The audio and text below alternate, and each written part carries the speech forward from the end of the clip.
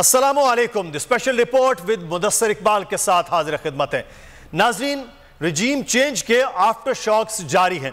इसहाक डार और मिफ्ताह इस्माइल एक दूसरे के खिलाफ सच उगल रहे हैं। ताज़ा इंकिशाफ बल्कि एतराफ साबिक वजीर आजम शाहिद खाकान अब्बासी साहब ने किया कि पाकिस्तान के डिफॉल्ट के खतरात बढ़ गए हैं। साबिक वजीर आजम ने जो एतराफ किया है उसके हवाले से हम आपको बताएं कि जो लाए गए थे वो खुद अपनी नाअहली अब मान रहे हैं। तो हुजूर मान लीजिए कि मिसकैलकुलेशन हो गई है।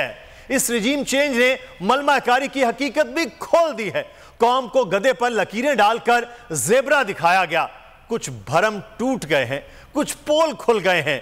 बहुत जोम था कि शहबाज शरीफ डोर हैं, बेहतरीन एडमिनिस्ट्रेटर हैं, बेहतरीन नज़्मो नस्क चलाने के माहिर हैं, मेक इट हैपन के मास्टर हैं। लेकिन सच आश्कार हो गया है। यह भी मलमाकारी थी। रजीम चेंज ने एडमिनिस्ट्रेशन एफिशिएंसी की असलियत खोल कर रख दी है। वावेला था कि पाकिस्तानी मईशत को डार साहब ही समझ सकते हैं। डार मैजिक पाकिस्तान को एशियन टाइगर और सुपर पावर बना सकता है। लेकिन रजीम चेंज ने साबित किया कि वो भी एक लीपा पोती थी। घमंड था कि जरदारी साहब सियासी चाल चलने के सबसे मंझे हुए खिलाड़ी हैं। एक जरदारी सब पर भारी हैं। वो सियासत की बिसात पर बड़े से बड़े हरीफ को मात दे सकते हैं और दुश्मनों को दोस्त बना सकते हैं। लेकिन पंजाब में वो हमजा हुकूमत बनाने और बचाने आए और खान को 3/4 की इंतखाबी अक्सरियत दिला गए। रजीम चेंज ने साबित किया कि वो भी बस एक मेकअप था। शायद इसी रजीम चेंज और इसके चैंपियंस के बारे में हैदर अली आतिश ने अपने शेर में कहा था कि बड़ा शोर सुनते थे पहलू में दिल का, जो चीरा तो एक कतरा खून ना निकला।